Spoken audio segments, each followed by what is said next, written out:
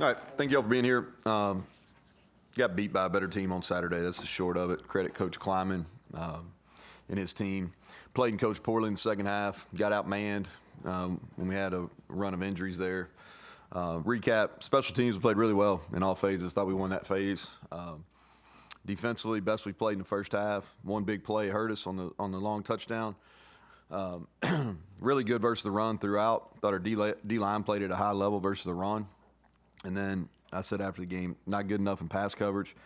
Offensively, moved the ball in the first half. Interceptions hurt us. And then second half was poor. Just really, really disappointing, poor performance. Arizona, looking forward to getting out there, really. Both teams need to win. Special teams, they got a really good kicker. Their returner's dangerous.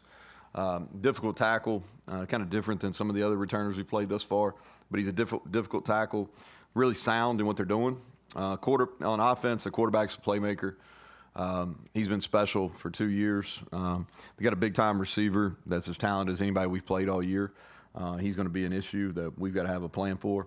And then defensively, watching them, I remember when I was at Tech as a coordinator and Coach Keno was the secondary coach and co-DC down at Texas. And a lot of man coverage. They're aggressive up front, tacking, a bunch of different fronts. So that's going to be a challenge too. So with that, questions, Greg? So I could start with the injuries. I know you got a lot of them. Yeah, so just ask in general, ask about individuals, and I'll kind of give you an update. The three from offensive guys. Yep. So Wyatt, too early to tell. No later in the week. Same with Garrett. Jaheim, I feel good about. I think by the middle of the week he'll be able to go. So I feel good about him. Jaden Bray will still be. I think he'll be out this week. We had a chance to get him back after the bye. Burks will not. He won't be available this week. Garn's hopeful. Hopefully he'll be practicing by Wednesday. Played, but he was obviously limited. He was limited, but I thought he gave us some really good snaps. Mm-hmm. He and Hammond Russell went out some point in the third quarter. Both of them played well. They didn't neither practice much last week, but I thought they gave us some good snaps and fully expect them to play. Question won't give us the Nico report. What you weren't real thrilled. No, he didn't play Saturday. He didn't play well. I don't think it's a fair assessment of where he's at. Oklahoma State, he played really well, and so. But he also had a great week of preparation that week, and he practiced well. And I wasn't surprised. Last week, missed practice on Tuesday, and then wasn't real sharp, so he didn't practice real well. And that's kind of how he played. But he's going to get a bunch of reps. So if his number's called, he'll be ready, and I expect him to play at a high level. Is Garrett the type of guy that has enough experience where he doesn't necessarily need to practice? Yeah, we'll just see. We'll see how it goes. I think it's too early to tell on any of that. He didn't practice today, and so I'm not saying he's out. I think it's too early to tell, so we'll just kind of play it by ear. If it wasn't for the Garrett injury, you mentioned before that he wasn't playing poor enough to lose his job yet. Would there be any decision off of? Did you watch the last two drives of the first half? He was playing well there for sure. So I think it's a non-starter. All right, next question. He went 90-plus yards twice. This week, it's your furthest game for regular season. Some people change because of the lengthy travel. Do you change anything? What do you change? So that's a great question. All right, because this is the way I've got it. So we go to Lubbock every other year. We've been going to Lubbock. It's not a whole lot further than that. So we're not treating it a whole lot of different. The biggest change for us that our kids will notice, our players will notice, is we got to leave out of Pittsburgh rather than Clarksburg. That's the biggest change. But we got fortunate the league was good to us because the television people, not the league, but the television people were good to us. So we're playing 7 o'clock Eastern, which it's not for our guys' bodies. We're going to be fine. So we're not going to make a big deal out of it other than we got to leave out of Pittsburgh. Yesterday you mentioned that in the summer. No, we're not. We probably would, Mike, if we were on the other side, if we had a game on the other side. But because we don't have a game, we got a bye week, so now we'll be getting back nice and early in the morning. With a position like quarterback, do you give yourself a target day? It's like I need to know what this is going to be by X day, or is that just one of those things where you just have to play by ear? I think you just play it. you play it. I think each situation got to be hard. You got to be really careful not to restrict yourself. But first of all, you got to make the right decision for that player first and foremost. Like, we're never going to put anybody out there that's not ready. Or just as a coach and a parent, you don't want to ever put anybody's son out there if you don't feel great about it, right? So I think that's the first hurdle you gotta overcome. And then regardless of position, do they have enough experience or do they have enough practice time to be prepared to go play? So, and I think they're all on an individual basis. In regards to Garrett, I think he does have a lot of experience, but it's difficult to play without any practice time. Go back what Keenan was asking. But I think it's too early in the week, like probably have more, Wednesday, Thursday, better idea kind of where he's at. Schematically, 4-2-5, is that what they primarily Yeah, they're run? out, but they mix up the fronts. a lot of bear front. They'll slide up. Danny Gonzalez is their special teams coordinator, and so he coaches their linebackers. He was a previous head coach in New Mexico, but he's in the Rocky Long kind of tree. And you can see some remnants of that, what they're doing too. But they give you a lot of different looks and a lot of man coverage, and they're talented in the back end. They've had some injuries, but they're talented in the back end. Ryder Burton get a lot more reps this week. Yeah, he'll move up to 2 if Garrett can't go for sure. Mm-hmm. Mm-hmm. So give us a little bit of a look into what does he do? Yeah, so excuse me, Greg. He's a young player too. So he's a redshirt freshman, had a really great prep career kind of in Colorado, was a major recruit for BYU, and he's got a live arm, can run, but not necessarily a guy that you're going to call a bunch of run plays for, but is good enough to be able to protect himself. And so, and he's really intelligent, but he's a young player, hadn't played a whole lot of football at the collegiate level. So, but he'll get reps if Garrett can't go. He'll get reps in practice as the 2. And so he's been getting a bunch of Monday Night Football reps too, so he's not going to be too rusty. Yeah, what do you think about Johnny Williams when he gave you? He's getting better. He's played, good for him that he's played against Penn State. That's kind of baptism by fire. You line up and you got 2 first-rounders in front of you. So but he's gotten better. He had to play that game.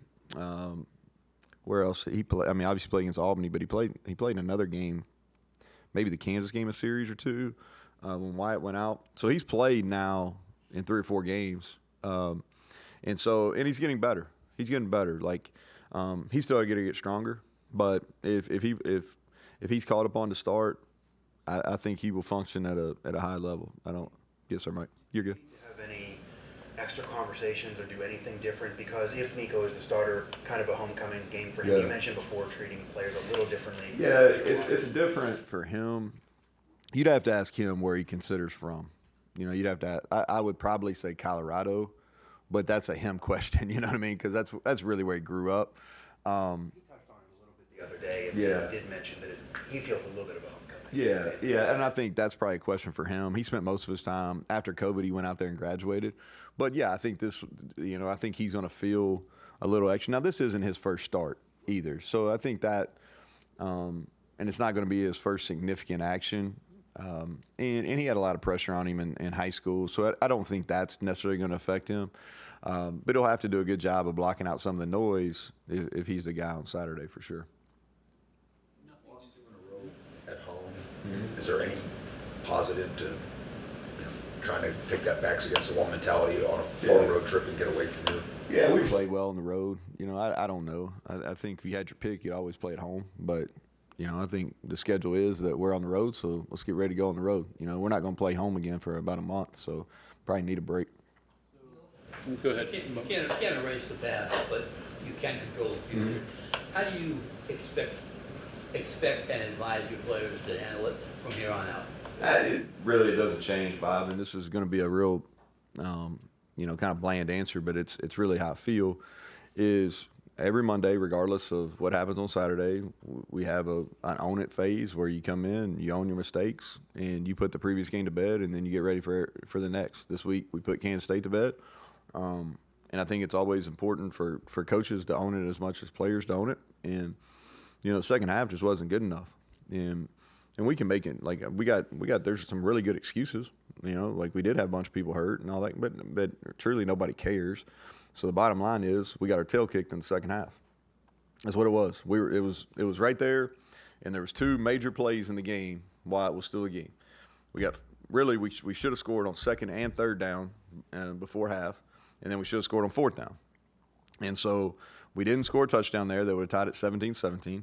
We got them into a 4th and 5, all right, and there was a clear holding call that they didn't call, and he scrambled around and made a play, and then 2 plays later they scored, and then we really laid an egg for an entire half offensively. But touchdown, and we get that holding call, it's a different game. I'm not saying we win because I don't know if we're good enough, because they played really well in the second half and we played poorly. But those 2 plays really set the rest of it in.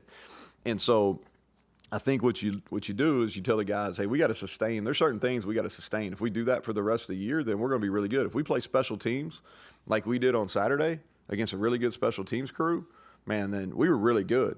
And nobody wants to talk about that because we got a tail kick, but we were really good on special teams. Go watch our kickoff and watch our punt. Watch what we did on kickoff return that nobody else has done to them. We did some really good things. Our run defense, that was the number 1 rushing offense in the Big 12 and a top 10 rushing offense in the country, I believe. And they got 114 yards or 112, something like that. And we got after their front. Our D-line in the run game really affected them, and we played extremely well in the run game. Now, we got to sustain that while at the same time, offensively, we got to get some semblance of a pass game. That was awful on Saturday.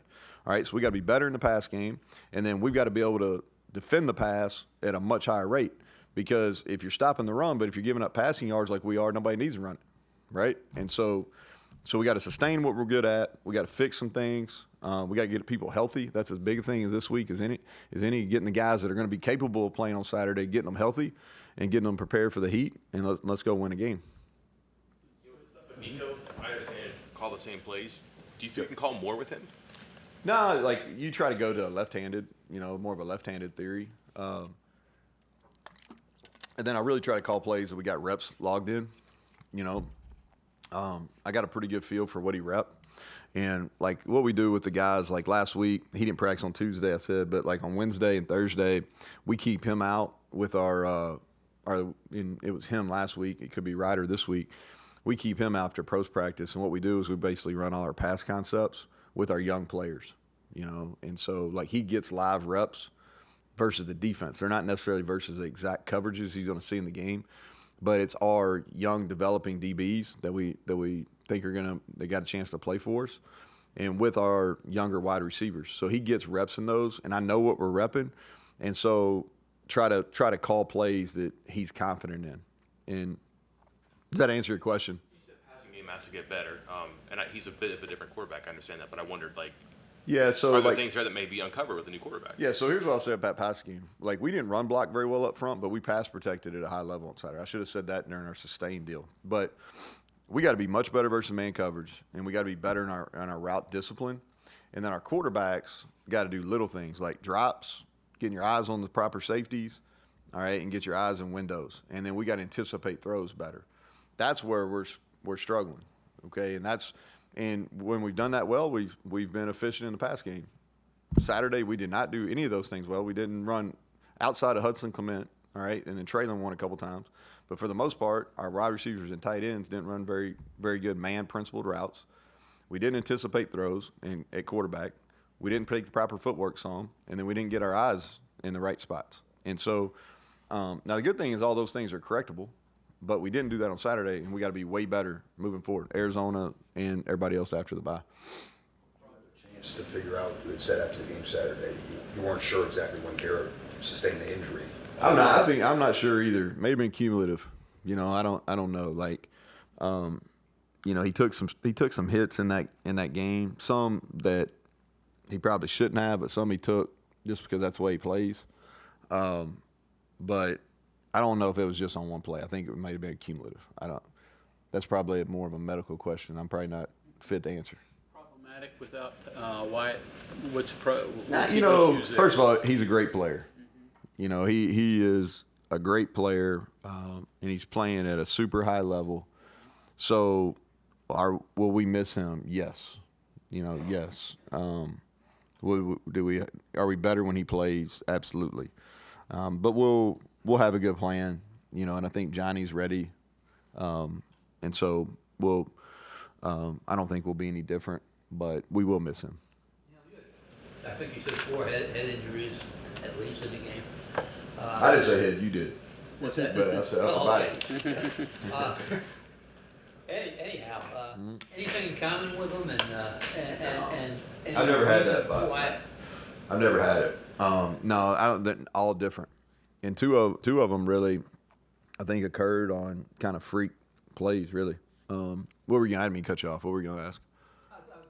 I was going to say is, is it helmet related? Is it technique related? Is it something that you can? No, so a lot of these happen on deals you don't see. A lot of them happen by the ground. Like 2 of the 4 we had were by the ground, and so just kind of freak stuff. I mean, really, it's just it wasn't headgear related. It wasn't poor technique related. Just kind of things that happen within a game, really. You mentioned in the post-game the different ways that you and the coaches have tried to address underneath pass coverage and dropping and everything. When you get to this point, when you try to zone under, man, all those different things, do you go back to basics a little bit? Do you try to simplify? Well, we tried all that. All right, I mean, so let's say that too. We've noticed it's been an issue, and then it was better because we changed up a few things, and then really Kansas State, and credit to them, is we were going to sell out to stop the run, and if they beat us passing the ball, then okay, tip your hat. We were going to understand that. Now, really, if I thought they were going to beat us, it was going to be more on the perimeter or with shot plays, and they really hurt us with one shot play.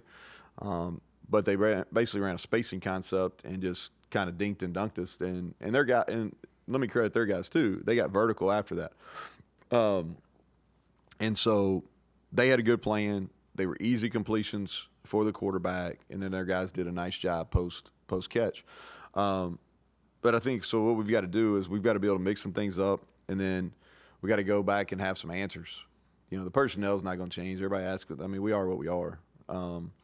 And so I think we got to continue to evolve and present some different looks where we're not doing the same things all the time.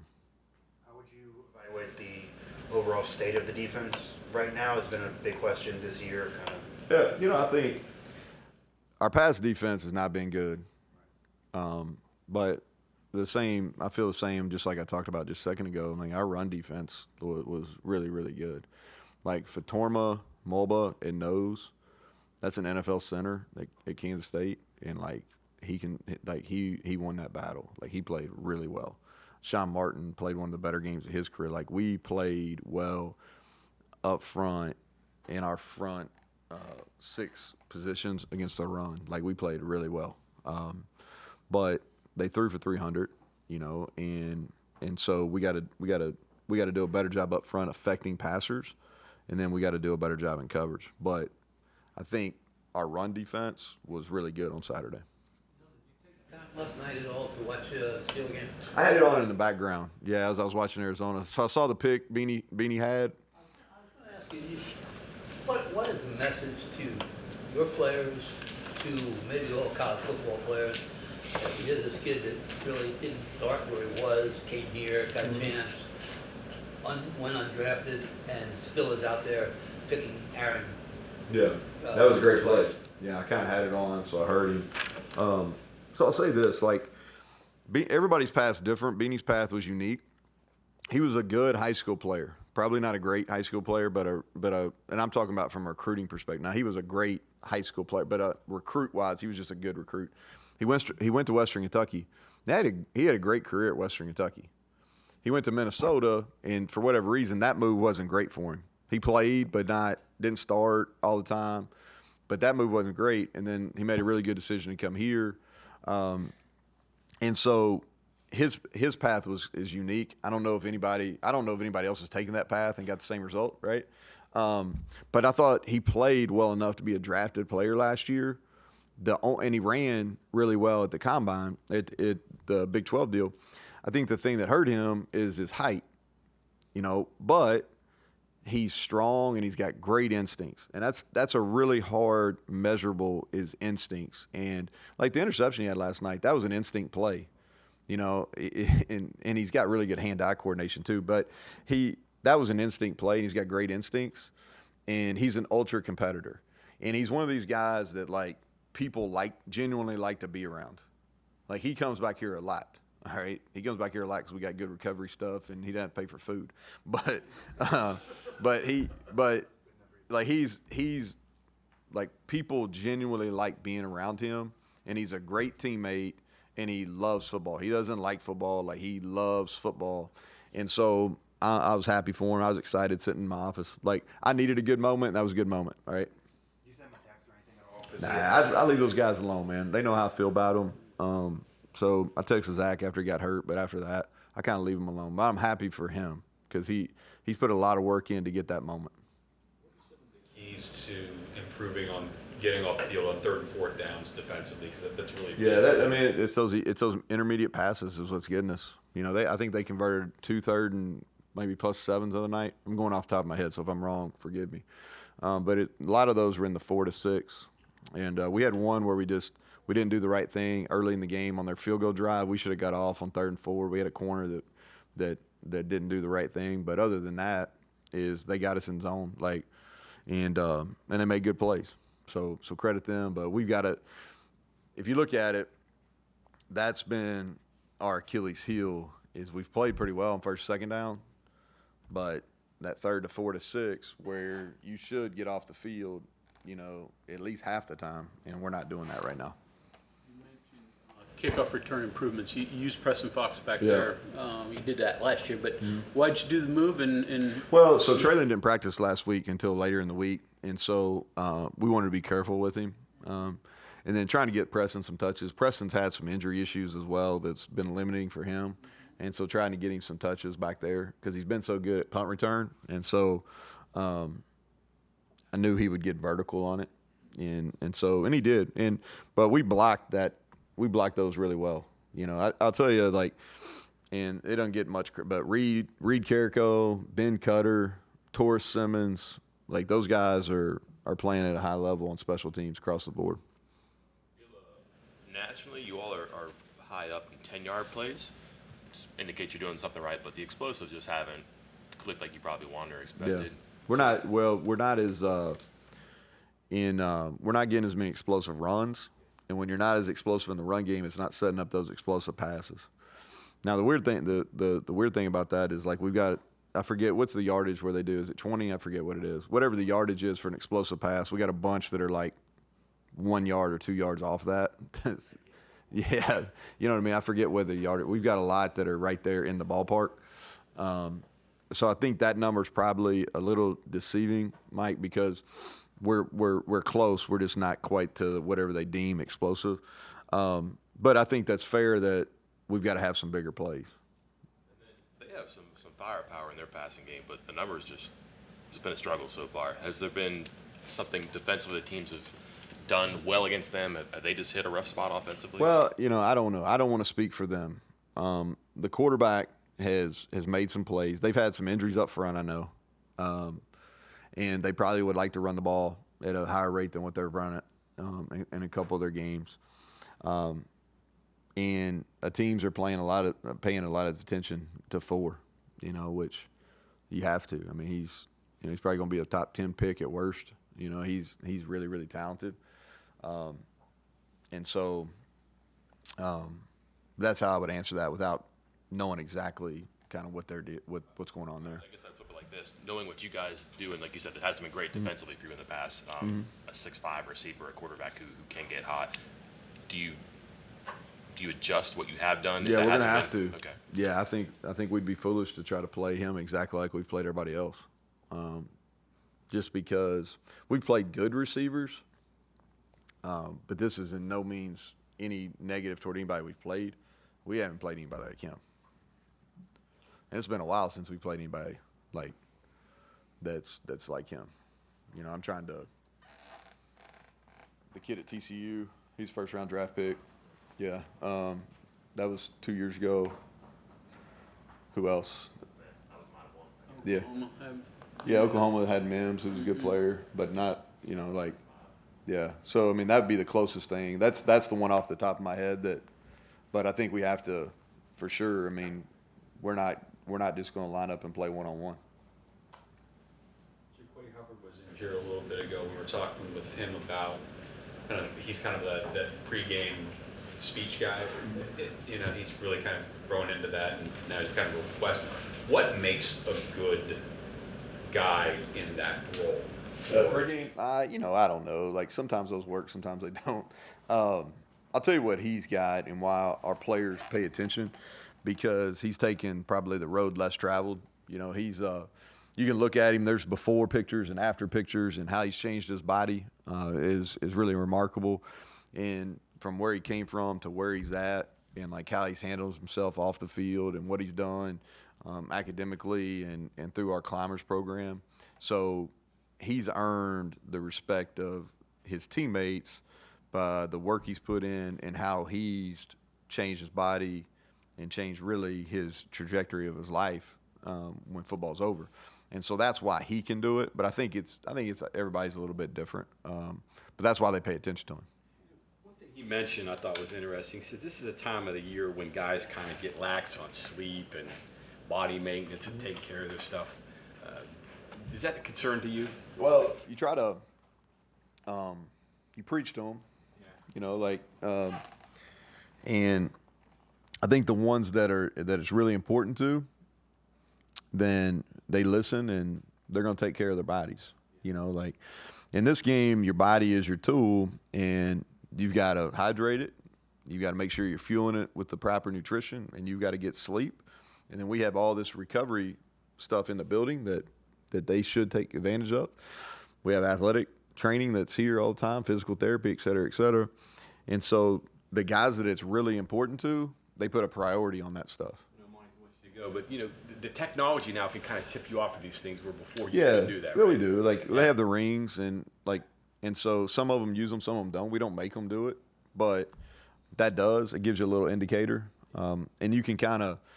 There's some guys that do it, and they do it throughout the week, and you see a consistency in their performance level. There's a reason why they perform consistently at a high level. And then you got others that don't do it. Then you got others that kind of try to rally at the end of the week sometimes, and that helps. But over the course of the year, that doesn't. It's kind of like cramming for a test. You'll get it every once in a while, but sometimes it's not going to go your way. And so, yeah, I think the people that's really important to, and what you need is that core group of guys that are going to play for you for it to be important to, and then try to hold hold the fringe guys accountable. And so that's kind of, but the message is we have to, and we better this week because it's going to be in the 90s, you know, like, which I'm for, man. I'm the hotter the better, but it's going to be in the 90s. We got to prepare our bodies, and it doesn't start on Thursday. It starts today. You talked a lot about the character of the team. Yeah. What exactly, maybe to expand on that further, makes you believe that this team, everyone's still together to turn this around? We got good people. You know, we got good people. You know, we've had some adversity here through several years, man, and like our kids won't quit.